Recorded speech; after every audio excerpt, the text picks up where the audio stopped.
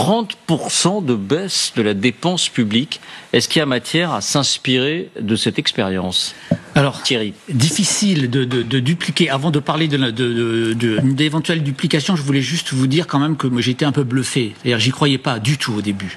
Les gesticulations avec la tronçonneuse, vous allez voir ce que vous allez voir, et je me disais celui-ci va se casser les dents. Et en fait, je suis quand même bluffé de ce qu'il a fait au bout d'un an. Et le regard des institutions internationales est important. On regarde plus l'Argentine de la même manière.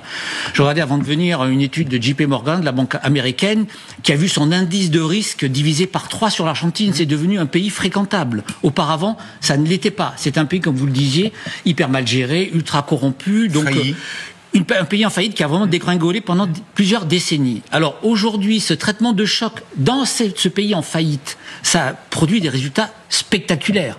Mais la France n'est pas un pays en faillite. On peut, même si on se plaint beaucoup de la dégradation de nos finances publiques, on n'a pas le circuit, enfin l'historique de l'Argentine, comme on n'avait pas l'historique de la Grèce aussi. On peut comparer la Grèce, qui a eu cet électrochoc, qui produit des effets bénéfiques aujourd'hui.